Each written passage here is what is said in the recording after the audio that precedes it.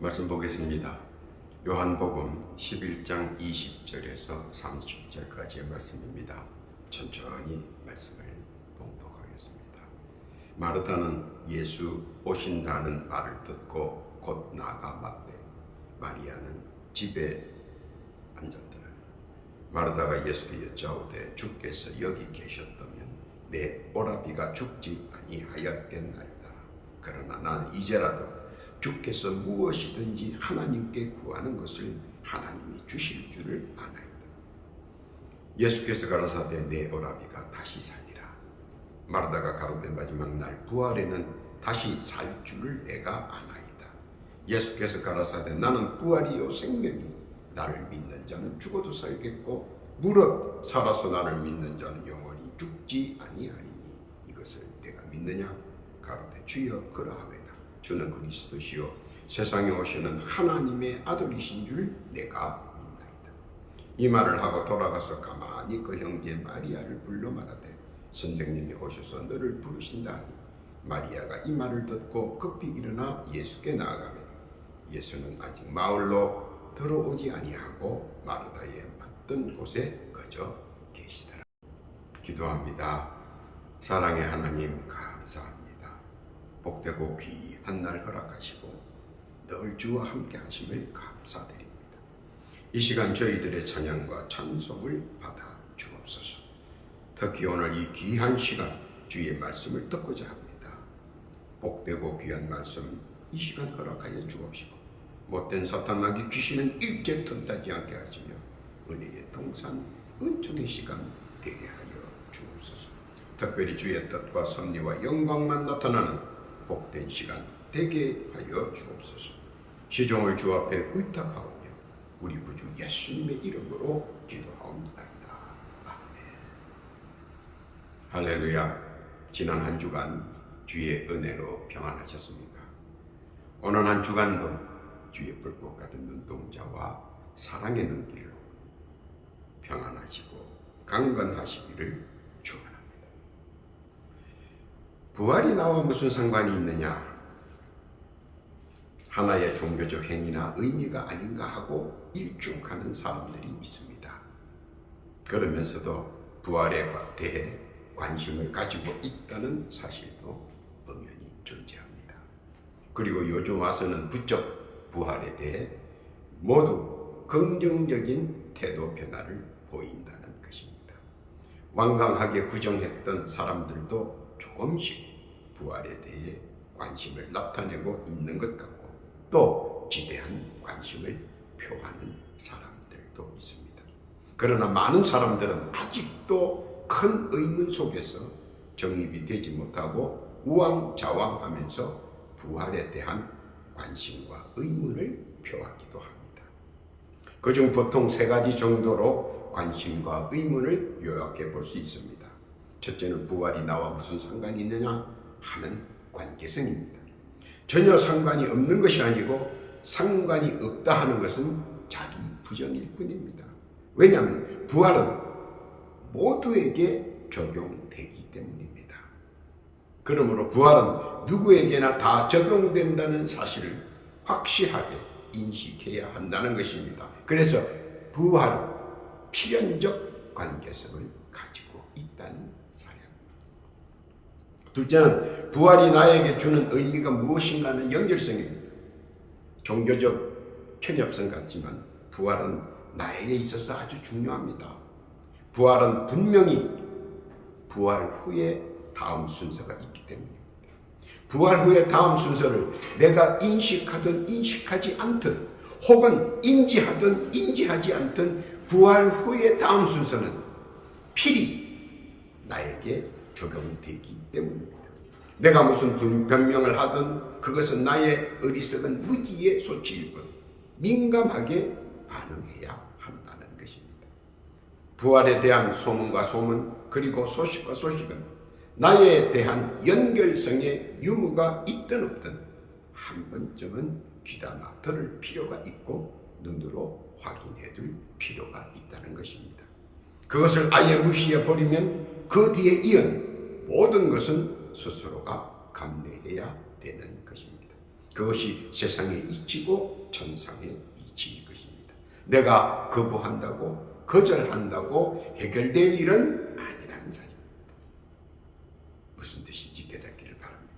그리고 셋째는 부활이 꼭 필요한 것인가 하는 필연성입니다. 많은 사람들이 느끼지 못하는 부분이라 그런 것 같습니다만 사실 엄청나게 중요한 것입니다. 사람들의 일생에 있어서 가장 중요한 것은 부활에 관한 것이며 부활은 우리에게 시사하는 바가 상당히 큽니다. 부활이 없다면 소멸인데 소멸도 마찬가지로 부활 후 있을 부활체에 대한 상벌이기에 먼저 부활이 가장 큰 비중을 차지하고 있는 것이며 또한 부활체의 시작과 함께 살아생전의 모든 것들을 부활체로서 책임져야 하기 때문입니다. 그리고 부활체로서의 책임은 공포와 환희, 기쁨과 고통, 그리고 화평과 고난의 쌍갈래길에서 어느 쪽인가 판가름을 받아야 하기 때문입니다. 그러므로 부활에 대한 관심과 관점을 정확히 인식하고 인식해야 된다는 사실입니다. 그런데 사실 부활이 나와는 전혀 상관이 없고 연결점이 없고 필연적이지 않을 것이라고 보는 그 관점에서 사람들은 많은 무례와 실수를 범하게 되는 것입니다. 그러나 조금만 다른 각도에서 본다면 이해가 가는 부분도 많이 있을 것입니다.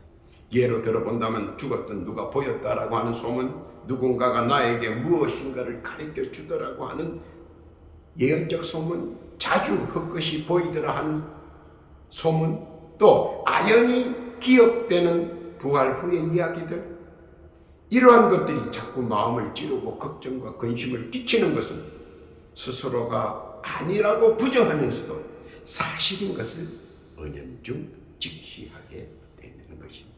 그리고 애써 외면하면서도 세세히 알고 싶어 하는 것도 인지상정입니다. 그래서 오늘 부활에 관하여 자세히 한번 알아보고자 합니다. 바라있는 은혜의 장중 되기를 원합니다. 첫째, 부활이란 육신으로 죽은 자가 다시 육신으로 살아난 것을 말합니다.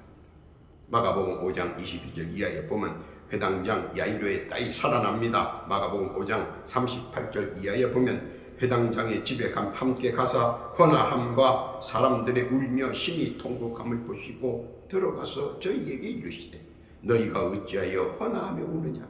이 아이가 죽은 것이 아니라 잔다 하시니 저희가 비웃더라.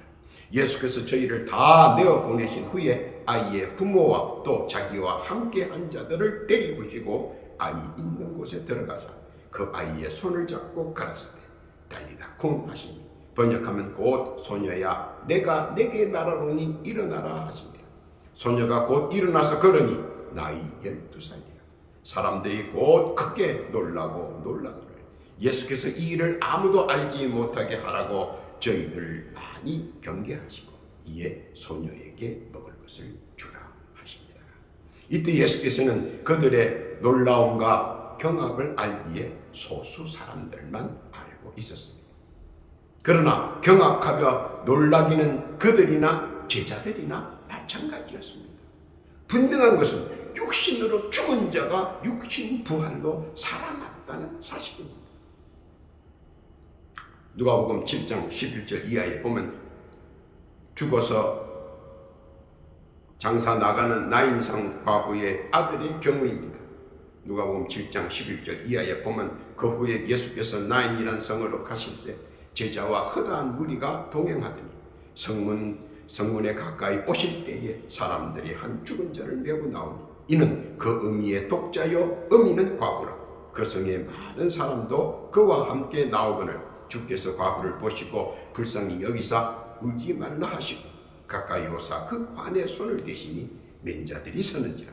예수께서 가라사대 청년아 내가 내게 말하노니 일어나라 하시며 죽었던 자가 일어나고 말도 하거늘 예수께서 그를 어미에게 주신데 모든 사람이 두려워하며 하나님께 영광을 돌려 가라되 큰 선지자가 우리 가운데 일어나셨다 하고 또 하나님께서 자기 백성을 돌아보셨다 하더라. 이때에 해당장 야이로의 딸에 대한 부활의 소문에 진리를 두고 당시 상당한 논란이 있었습니다. 죽었다 살아난 것이냐, 아니면 잠시 기절했다가 깨어난 것이냐, 혹은 사기극이 아니냐 하는 처음 겪는 부활에 대한 진상을 혼란과 비난과 경악과 선동이 판을 쳤습니다. 사실 그 당시에 돌이켜보면 얼마나 놀랐겠습니까? 특히 지도계층의 사람들은 그들의 권세와 재력으로 입막음을 시도했고 그것들이 먹혀 들어갔습니다.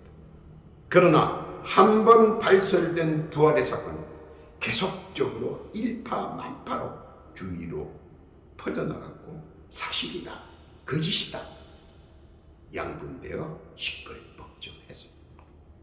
왜냐하면 당시 부활의 사건을 지켜본 사람들이 많지 않았기 때문에 그들의 통제가 가능했습니다. 그러나 예수께서는 나인성 모든 사람들이 볼 수 있게 성문 신장로에서 부활의 사실을 목격하게 했습니다. 이러자 부활이 있다는 사실을 모든 사람들이 직시하게 되었습니다. 그리고 육신의 부활을 믿기 시작했습니다. 죽어 장사 나가는 나인성 과부의 아들을 성문 밖 신장로에서 수많은 사람들이 지켜보는 가운데 부활이 일어났습니다. 얼마나 경악스럽고 감격스러운 장면이겠습니까? 많은 사람들은 그 자리에서 놀라고 혼비백산했습니다. 그리고 소문과 소문으로 해당장 딸 야이로의 딸이 죽었다 살았다 했던 그런 모든 소문들이 나인성 과부의 아들의 부활로 일단락되었습니다. 그뿐만 아닙니다. 죽은 지 나흘이나 된 나사로를 봅니다. 요한복음 11장 38절 이하에 보면 이에 예수께서 다시 속으로 통분히 여기시며 무덤에 가시니 무덤이 구리라 돌로 막았거늘 예수께서 가라사대 돌을 옮겨 놓으라 하시니 그 죽은 자의 누이 마르다가 가로되 주여 죽은 지가 나흘이 되었음에 벌써 냄새가 나나이다. 예수께서 가라사대 내 말에 내가 믿으면 하나님의 영광을 보리라 하지 아니하였느냐 하신다. 돌을 옮겨 놓으니 예수께서 눈을 들어 우러러 보시고 가라사대 아버지여 내 말을 들으신 것을 감사하나이다. 항상 내 말을 들으신 줄을 내가 알았나이다.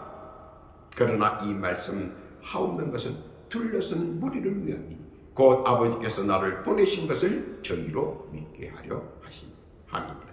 이 말씀을 하시고 곧 큰 소리로 나사로야 나오라 부르시니 죽은 자가 수적을 배로 동인 채로 나오는데 그 얼굴은 수건에 쌓였더라. 예수께서 가라사대 풀어놓아 다니게 하라 하십니다. 부활의 속성을 속속히 보여주기 시작합니다.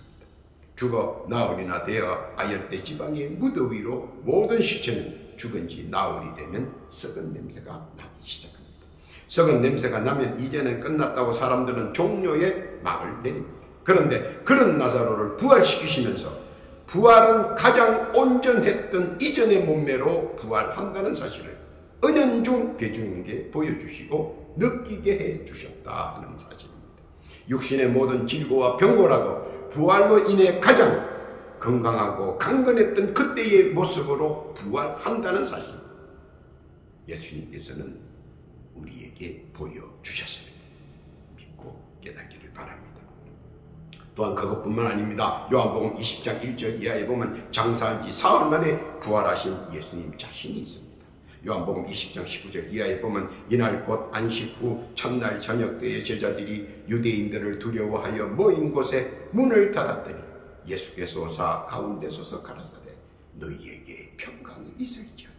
이 말씀을 하시고 손과 옆구리를 보이시니 제자들이 주를 보고 기뻐하더라. 그리고 육신의 부활은 이전의 복음을 위해 핍박받은 흉터와 상처를 그대로 간직하고 있다는 사실을 예수님을 통해 우리에게 보여줌으로써 주를 위한 고난의 자국들은 언제나 나의 훈장처럼 지니고 다닌다는 사실 자세히 보여주시는 대목입니다. 그리고 이를 통해 우리들이 주를 위해 받은 모든 흉터와 상처와 자국들은 주님 앞에 그대로 보여진다는 사실 말씀을 하고 계시는 것입니다. 영광의 상처와 흔적과 흉터들은 고스란히 훈장처럼 내 부활체에 간직되어 있다는 사실 무슨 의미인지 사랑하는 성도들은 깨닫기를 바랍니다. 많은 죽은 자들이 묵어놓으면서 부활하는 모습 속에서 우리가 알아야 하는 것이 있습니다. 마태복음 27장 50절 이하입니다. 예수께서 다시 크게 소리 지르시고 영원히 떠나시다. 이에 성소 휘장이 위로부터 아래까지 찢어져 둘이 되고 땅이 진동하여 바위가 터지고 무덤들이 열리며 작은 성도의 몸이 많이 일어나되 예수의 부활 후에 저희가 무덤에서 나와서 거룩한 성에 들어가 많은 사람에게 보입니다. 그것은 언제 어디서 어떤 형태로 죽더라도 부활체는 온전한 육신이라는 사실을 정확하게 지적해주고 계십니다. 잘 이해하시고 깨닫기를 바랍니다. 여기까지는 육신적 부활을 우리에게 보여주시고 말씀하셨습니다. 또한 육신적 부활체는 죽음의 시효와 기간에는 관계가 없다는 사실 또한 여기서 보여줍니다. 그리고 당시 성도들의 강건한 모습에 부활체를 보는 모든 사람들은 놀라움과 경악 그리고 천국에 관한 이야기를 들을 때 그들의 믿음은 승승장구와 일치월장의 소망을 보게 됩니다. 그 결과는 마가의 다락방에서 수많은 사람들이 모이고 성전에서 수많은 사람들이 신앙을 고백하며 하루에 3,000이나 회심되었다는 사실입니다. 사도행전 2장 40절 이하에 보면 또 여러 말로 확정하며 권하여 가로되 너희가 이 패역한 세대에서 구원을 받으라니 그 말을 받은 사람들은 세례를 받으며 이날의 제자 예수가 3,000이나 더 하더라. 그뿐만 아니라 나날이 그 수가 더 많아졌다는 사실입니다. 사도행전 6장 7절 이하에 보니까 하나님의 말씀이 점점 왕성하여 예루살렘에 있는 제자 예수가 더 신이 많아지고 허다한 제사장의 무리도 이 도를 복종합니다. 박해받아 죽어 부활한 일가 친척들의 정언과 간증은 그들의 가족 모두가 믿지 않을 수 없었습니다. 무슨 뜻인지 잘 깨달고 믿으시기를 바랍니다. 둘째로 부활은 사후 미래에 대한 경계심을 가질 것을 의미하는 것입니다. 죽은 자의 부활은 다른 한편으로는 상당히 경계해야 될 일들이 발생하게 된다는 것도 포함되어 있다는 것입니다. 즉 죽음이 다가 아니라 죽음의 저편 끝에 무엇인가 있다는 사실을 인지하고 인식하게 된다는 것입니다. 마태복음 27장 52절 이하에 봅니다. 무덤들이 열리며 자던 성도의 몸이 많이 일어나되 예수의 부활 후에 저희가 무덤에서 나와서 거룩한 성에 들어가 많은 사람에게 보입니다. 그들이 자연적 일가 인척과 일가 친척 그리고 지인들에게 천국에 관한 이야기가 자연적으로 나왔을 것이며 이때 이 증언과 감정들을 들은 모든 이들은 실로 경악과 충격 그리고 놀라움에 휩싸였을 것입니다.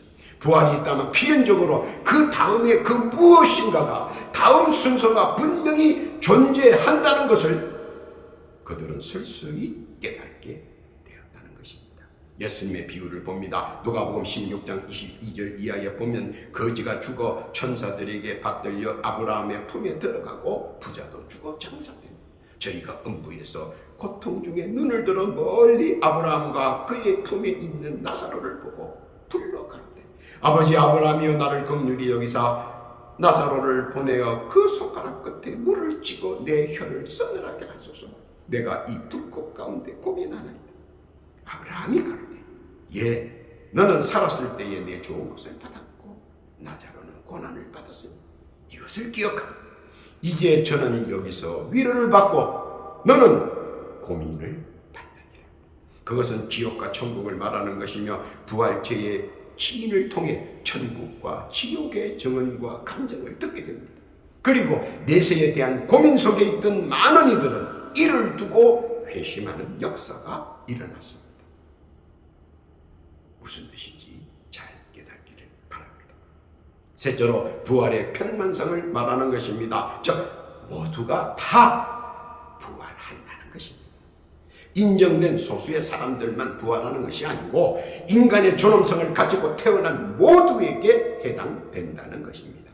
고린도전서 15장 51절 이하에 보면 보라 내가 너희에게 비밀을 말하노니 우리가 다 잠잘 것이 아니요 마지막 나팔에 순식간에 호련히 다 변화하리니 나팔 소리가 나며 죽은 자들이 썩지 아니할 것으로 다시 살고 우리도 변화하리라.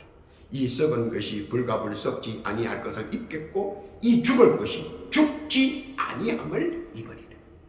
이 썩을 것이 썩지 아니함을 입고 이 죽을 것이 죽지 아니함을 입을 때에는 사망이 이 임에 삼킨 바 되리라고 기록된 말씀이 응하리라. 특정인에게 마치 특별한 그 무엇을 주기 위해 부활이 이루어지는 것이 아니라 누구라도 다 부활한다는 것입니다. 그러므로 사실 부활을 은근히 두려워할 수도 있다는 것입니다. 그것은 자기의 삶의 형태나 신앙에 의해 자기 양심이 판단해서 그런 것입니다. 그러나 분명히 부활체는 먹고 마시지 않는다는 사실이며 이는 부활체가 육신적인 것보다는 전혀 다른 영적 형태나 형체인 것을 성경적으로 해석합니다. 그리고 이는 예수께서 우리에게 분명히 말씀하셨습니다. 고린도전서 19장 42절에 보면 죽은 자의 부활도 이와 같으니 썩은 것으로 심고 썩지 아니할 것으로 다시 살며 욕된 것으로 심고 영광스러운 것으로 다시 살며 약한 것으로 심고 강한 것으로 다시 살며 육의 몸으로 심고 신령한 몸으로 다시 사나니 육의 몸이 있는 적 또 신령한 몸이 있느니라. 누구나 다 부활하며 그 부활체는 신령한 몸이다 라고 정의해 주는 것이며 주의 백성들은 다 신령한 모습의 부활을 하며 신령한 부활체를 가지고 있다는 사실 믿으시기를 바랍니다. 네 번째는 부활의 의미와 결과에 대한 것이 상존한다는 것입니다. 부활한 후에 부활체는 분명 모두가 필연적으로 필수적으로 생각했던 그곳으로 반드시 가야 한다는 사실입니다. 고린도 후서 5장 1절 이하에 보면 만일 땅에 있는 우리의 장막집이 무너지면 하나님께서 지으신 집 곧 손으로 지으신 것이 아니요 하늘에 있는 영원한 집이 우리에게 있는 줄 아나니 과연 우리가 여기 있어 탄식하며 하늘로부터 오는 우리 처소로 덧입기를 간절히 사모하느니 이렇게 이 부분 벗은 자들로 발견되지 않으려 합니다. 이 장막에 있는 우리가 짐진 것 같이 탄식하는 것은 벗고자 함이 아니요 오직 덧입고자 함이니 죽을 것이 생명에게 삼킨 바 되게 하게 하리라. 왜냐하면 앞으로 있을 여러 가지 상황에 맞는 부활체의 몸이어야 하기 때문입니다. 어떤 사람은 생명의 부활로 그리고 어떤 사람은 영벌의 부활로 그러므로 여러 상황에 맞춰진 터도처럼 말입니다. 되짚어 보면 또 말씀에 비추어 보면 우리의 일생 중에 말씀에 위배되거나 혹은 불순종한 사례들이 분명히 있을 것입니다. 그리고 그런 부활체들은 천국에 입성하기 위해 자신의 신체 일부를 형벌 아래 둘 수밖에 없다는 사실입니다. 예수께서도 엄격하게 경고하셨습니다. 손이 죄를 지으면 손을 자르고 발이 죄를 지었으면 발도 자르고 눈이 죄를 지었으면 눈알도 빼고 들어가야 할 것을 말씀하셨습니다. 마태복음 18장 8절 이하에 보니까 만일 내 손이나 내 발이 너를 범죄케 하거든 찍어내버리라. 불구자나 절뚝발이로 영생에 들어가는 것이 두 손과 두 발을 가지고 영원한 불에 던지우는 것보다 나으리라. 만일 내 눈이 너를 범죄케 하거든 빼어내버리라. 한 눈으로 영생에 들어가는 것이 두 눈을 가지고 지옥불에 던지우는 것보다 나으리라. 참으로 끔찍한 광경들을 목격하게 될지도 모른다는 사실입니다.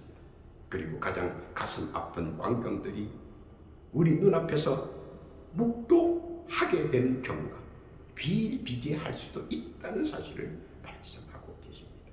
부활체를 보는 신실한 자의 외마디의 탄성이 수시로 새어나올 수 있기 때문입니다. 저분이 왜 하나가 부족할까? 설마 저 사람이 아닌 것 같은데 정말 온전하네. 겉모습을 보고 판단했던 지난 세월들의 아쉬움이 신음처럼 배어 나올 것입니다. 그러므로 진정 복음의 진리를 깨닫는 자는 자신의 행동에 조심조심 한다는 것을 알아야 합니다. 손길 조심하고 눈길 조심하고 발길 조심하며 주의 발자취를 따라 좁은 길로 가야 할 것입니다. 물론 그렇다고 지옥의 형벌에 견주겠습니까마는 깊이 성찰하시고 깨닫기를 바랍니다. 그런데 그런 상황이면 자신의 모습에서 보이는 처량함과 황량함, 불을 번 듯 뻔한 것 아니겠습니까? 그러므로 항상 부활의 신앙심으로서 말씀을 숙지하고 행동을 자제하고 복음에 순종하며 부활의 소망을 가져야 할 것입니다. 그렇지 않으면 생각지 않게 천국에서의 낭패를 당할 수 있기 때문입니다. 무슨 말씀인지 깨닫기를 바랍니다. 결론입니다. 우리가 분명히 인식해야 하는 것은 부활의 의미와 부활의 내용인 것입니다. 또한 우리의 부활체가 어떤 모습일까 하는 스스로 한번 생각해 보시기 바랍니다. 부활체의 나의 모습은 온전한 모습일까? 아니면 다른 모습으로 변화된 모습일까? 어디까지가 우리에게 분명한 유익이며 반대로 어디까지가 우리에게 고난스러운 건지 잘 알아야 합니다. 자유롭게 지혜롭게 대처해야 할 것입니다.